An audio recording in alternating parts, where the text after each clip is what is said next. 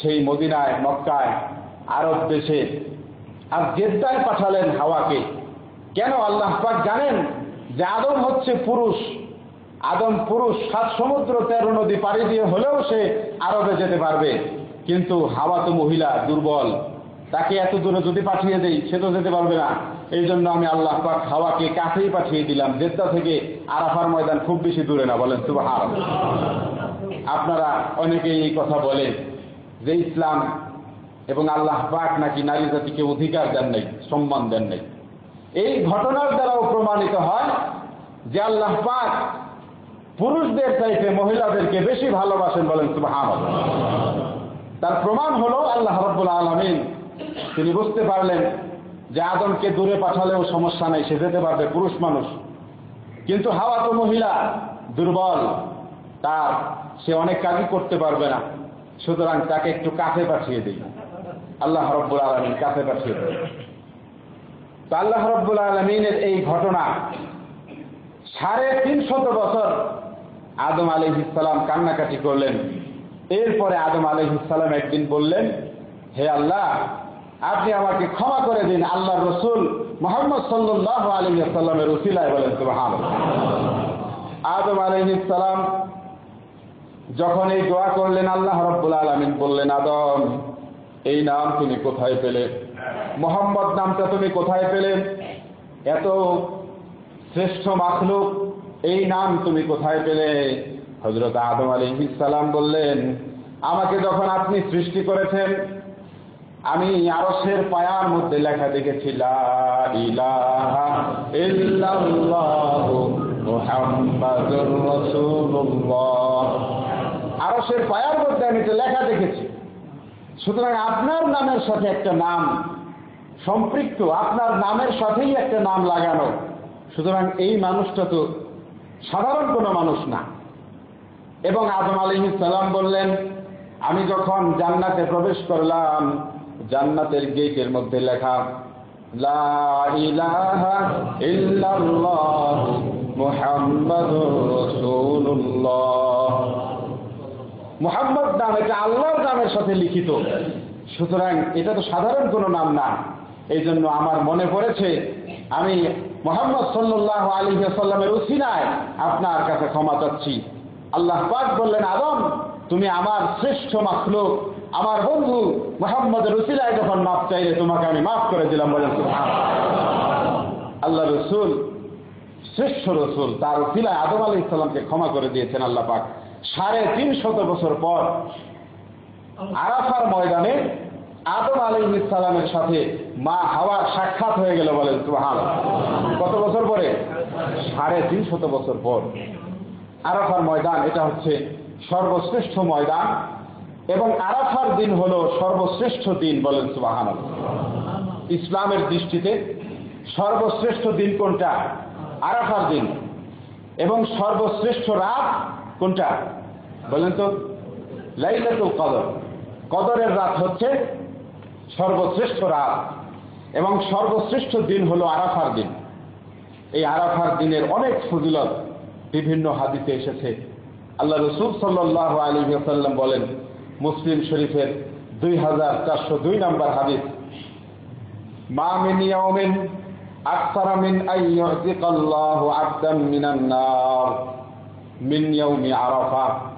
আল্লাহ রাসূল বলেন, এই আরাফার দিন 9 জিলহজ মাসের 9 তারিখ আল্লাহ রাব্বুল আলামিন জাহান্নাম থেকে এত মানুষকে মুক্তি দিয়ে দেন যে অন্য কোনো দিন এত মানুষকে আল্লাহ পাক মুক্তি দেন না, বলেন সুবহানাল্লাহ। বছরে যতগুলো দিন রয়েছে এই দিন সমূহের মধ্যে সর্বশ্রেষ্ঠ দিন যেহেতু আরাফার ময়দান, এই আরাফার দিন জিলহজ মাসের 9 তারিখ, এই জন্য আল্লাহ রাব্বুল আলামিন এই আরাফার দিনে জাহান্নাম থেকে লক্ষ লক্ষ কোটি কোটি মানুষকে নাজাত দিয়ে জান্নাত দিয়ে দেন, বলেন সুবহানাল্লাহ। এরপরে আল্লাহ রাসূলকে জিজ্ঞেস করা হলো, ইয়া রাসূলুল্লাহ, আরাফার ময়দান, যেই দিনটা আরাফার দিন জিলহজ মাসের 9 তারিখ, এই দিনে রোজা রাখলে আল্লাহ পাক কি পুরস্কার দিবেন? আন্না রাসূলুল্লাহ সাল্লাল্লাহু আলাইহি ওয়াসাল্লাম সুইলা আন সাওমি ইয়াউমি আরাফা ফাকাল ইউকাফিরুস সানাতাল মাযিয়াতা ওয়াস সানাতাল কাবিলাতা, বলেন সুবহানাল্লাহ। ফাযাইলুল আওকাত বিল বাইহাকি 183 নম্বর হাদিস। আল্লাহ রাসূল বলেন, সাহাবায়ে কেরাম আল্লাহ রাসূলকে জিজ্ঞেস করলেন, ইয়া রাসূলুল্লাহ, আরাফার ময়দান, আরাফার দিন এত গুরুত্বপূর্ণ দিন, তো এই দিনে যদি আমরা রোজা রাখি তাহলে কি ফজিলত পাবো, আমরা কি পুরস্কার পাবো? আল্লাহ রাসূল বললেন, ইউকাফিরুস সানাতাল মাযিয়াতা ওয়াস সানাতাল কাবিলাতা, যে ব্যক্তি আরাফার দিন জিলহজ মাসের 9 তারিখ রোজা রাখবে, আল্লাহ পাক তার পিছনের 1 বছরের গুনাহ সামনের 1 বছরের গুনাহ মাফ করে দেবেন। পিছনের 1 বছরের গুনাহ আল্লাহ পাক মাফ করবেন, আর সামনের 1 বছরের গুনাহ আল্লাহ পাক মাফ করে দেবেন। আরাফার ময়দানে যেদিন হাজিরা অবস্থান করে, অর্থাৎ আরাফার দিন জিলহজ মাসের 9 তারিখ আমরা সবাই রোজা রাখার চেষ্টা করবো। আল্লাহ পাক তৌফিক দান করুন বলে আমিন। এবং সিয়ামু আরাফাতা কা সিয়ামি আলফি সানা আলফি ইয়াউমিন, ফাযাইলুল আওকাত 185 নম্বর হাদিস। আল্লাহ রাসূল বলেন যে জিলহজ মাসের 1 তারিখ থেকে নিয়ে 9 তারিখ পর্যন্ত প্রত্যেক দিন রোজা রাখলে কি ফজিলত পাওয়া যায়? 1 বছর রোজার ফজিলত আগে গিয়েছে। অন্য হাদিসে এসেছে যে সিয়ামু আরাফা কা সিয়ামি আলফি ইয়াউমিন, যে ব্যক্তি আরাফার দিন রোজা রাখবে, অর্থাৎ জিলহজ মাসের 9 তারিখ রোজা রাখবে, আল্লাহ পাক বলেন কা সিয়ামি আলফি ইয়াউমিন, 1000 দিন রোজা রাখলে যে ফজিলত হবে সেই পুরস্কার আল্লাহ পাক তাকে দিয়ে দেবে। আরাফার দিন যে ব্যক্তি রোজা রাখবে, অর্থাৎ জিলহজ মাসের 9 তারিখ। এবং অন্য হাদিস আল্লাহ রাসূল বলেন, কুল্লু ইয়াউমিন আলফু ইয়াউমিন ওয়া ইয়াউমু আরাফাতা 10,000। এটাও ফাযাইলুল আওকাত বিল বাইহাকি 187 নম্বর হাদিস। আল্লাহ রাসূল বলেন যে প্রত্যেক দিন হলো আলফু ইয়াউমিন, 1000 দিনের সমান। অর্থাৎ যে ব্যক্তি 1 তারিখ থেকে নিয়ে 9 তারিখ পর্যন্ত প্রত্যেক দিন রোজা রাখবে, প্রত্যেক দিন আপনি যদি ইচ্ছে করেন কমও রাখতে পারেন, 1 দিন 2 দিন যে যতটুকু পারে, এবং 9 দিনে যদি কেউ রাখে তাহলে আরো বেশি ফজিলত পাবে। একদিনও যদি কেউ রোজা রাখে তাহলে আল্লাহ রাব্বুল আলামিন তাকে এমন ফজিলত দান করবেন। আল্লাহ রাসূল বলেন, কুল্লু ইয়াউমিন আলফু ইয়াউমিন, একদিন রোজা রাখলে 1000 দিন রোজা রাখার সওয়াব তাকে দেওয়া হবে। একদিন 1 তারিখ থেকে 9 তারিখ যে কোনো একদিন রোজা রাখলেই 1000 দিন রোজা রাখার ফজিলত তাকে দেওয়া হবে। ওয়া ইয়াউমু আরাফাতা 10,000, আর যে ব্যক্তি জিলহজ মাসের 9 তারিখ রোজা রাখবে, আরাফার দিন জিলহজ মাসের 9 তারিখ, তাকে 10,000 দিন রোজা রাখার সওয়াব দেওয়া হবে, বলেন সুবহানাল্লাহ। এটি অন্য হাদিসে এসেছে। এই জন্য একদিন রোজা রাখলে 10,000 দিন রোজা রাখার সওয়াব। এটা কি সহজ কথা? আসলে ইসলাম বোঝাটা হচ্ছে কঠিন। বোঝা কঠিন, আমল করা সহজ। কিন্তু আপনার দুনিয়া বোঝা এটা সহজ, কিন্তু এটা ইনকাম করা অনেক কঠিন। আপনি বুঝতে পারলেন যে আপনি এখানে একটা ঢাকা শহরে ধানমন্ডি, বনানী, গুলশান, এখানে একটা বাড়ি জায়গা কিনবেন। জায়গা কেনার পর সেখানে 10 তলা বিল্ডিং করবেন। এরপরে সেখানে প্রত্যেক মাসে আপনার লাখ লাখ টাকা বিল আসবে, ভাড়া আসবে, সেটা দিয়ে আপনি একেবারে আলিশান জীবনযাপন করবেন। এটা আপনি সহজে বুঝে ফেললেন। কিন্তু করে দেখেন, আপনার সুতা বের হয়ে যাবে এটা করতে গেলে। কোটি কোটি টাকা লাগবে। বোঝা সহজ, কিন্তু ইনকাম করাটা কঠিন। কিন্তু ইসলাম বোঝা সহজ না, কঠিন। কিন্তু ইনকাম করাটা অনেক সহজ। বুঝতে হয়, বুঝার পরে এই বুঝ যার অন্তরে আছে সে তো রোজা একদিনও বাদ দেবে না, এবং সে সব সময় ইবাদতে থাকবে, বলেন সুবহানাল্লাহ। এবং আল্লাহ রাসূল সাল্লাল্লাহু আলাইহি ওয়াসাল্লাম এই আরাফার ময়দান এবং এই 9 দিনের অনেক ফজিলত আমি বললাম। কিন্তু ঈদের দিন, ঈদের রাত, 2 ঈদের রাত, কোরবানি এবং রোজার ঈদ, 2 ঈদের রাত। রাত কিন্তু ইসলামে আগে। রাত কি আগে? ঈদের রাত মানে ওই রমজান শেষ হওয়ার পরে যে রাত, ওইটা হলো ঈদের রাত। এবং 9 জিলহজ দিবাগত রাত, এটা হলো কোরবানি ঈদের রাত। এই 2 রাতে যে ব্যক্তি ইবাদত করতে পারবে, আল্লাহ রাসূল সাল্লাল্লাহু আলাইহি ওয়াসাল্লাম বলেছেন তার অন্তর কোনোদিন মরবে না, বলেন সুবহানাল্লাহ। আল্লাহ রাসূল সাল্লাল্লাহু আলাইহি ওয়াসাল্লাম হাদিস শরীফের মধ্যে ইরশাদ করেন, মান কামা লাইলাতাইল ঈদাইন মুহতাসিবান লাম ইয়ামুত কলবুহু ইয়াওমা তামুতুল কুলুব।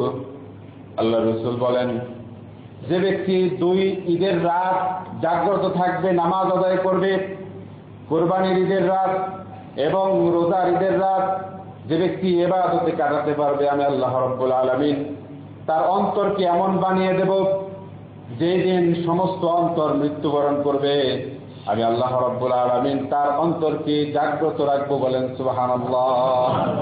তার অন্তর মৃত্যুবরণ করবে না। এটাও ফাজাইলুল আওকাতুল বাইহাকি ইবনে মাজাহ শরীফের হাদিস, 1772 নম্বর হাদিস। এবং অন্য হাদিসে আল্লাহ রাসূল বলেন, যে ব্যক্তি 5 রাত জাগ্রত থাকবে, ইবাদত করবে, আল্লাহ পাক তার জন্য জান্নাতকে ওয়াজিব করে দেবেন। বলেন সুবহানাল্লাহ। 5টি রাত। আল্লাহ রাসূল বলেন, এটাও ফাজাইলুল আওকাতুল বাইহাকি 667 নম্বর হাদিস। আল্লাহ রাসূল বলেন, মান আহিয়াল লায়ালিয়াল খামস ওয়াজাবাত লাহুল জান্নাহ। যে ব্যক্তি 5 রাত জাগ্রত থাকতে পারবে, আল্লাহ রাসূল বলেন, আল্লাহ পাক তার জন্য জান্নাতকে ওয়াজিব করে দেবেন। বলেন সুবহানাল্লাহ। 1 নাম্বার লাইলাতুত তারবিয়া, অর্থাৎ 8 জিলহজ এর আগের রাত। লাইলাতুত তারবিয়া মানে মিনা একটা ময়দান আছে, ওখানে অবস্থান করতে হয় হাজিদের। ওখানে অবস্থান করতে হয় যেই দিনে, ওই দিনের আগের রাত, অর্থাৎ মিনার রাত। লাইলাতুত তারবিয়া মানে মিনার রাত, 8 জিলহজের আগের রাত, ওই রাত। আরেকটা হলো লাইলাতুল আরাফা, আরাফার রাত। লাইলাতুল ফিত্রি, রোজার ঈদের রাত। লাইলাতুল নাহরি, কোরবানি ঈদের রাত।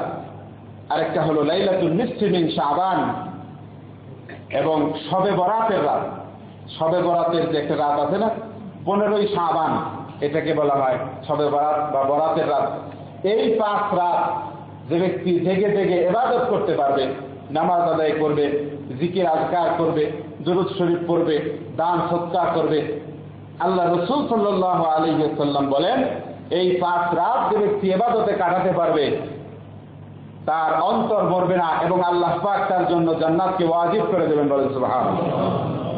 এই জন্য হাদিস শরীফে আল্লাহ রাসূল সাল্লাল্লাহু আলাইহি ওয়াসাল্লাম বলেছেন, যায়িনু আয়াদাকুম বিতাকবীর।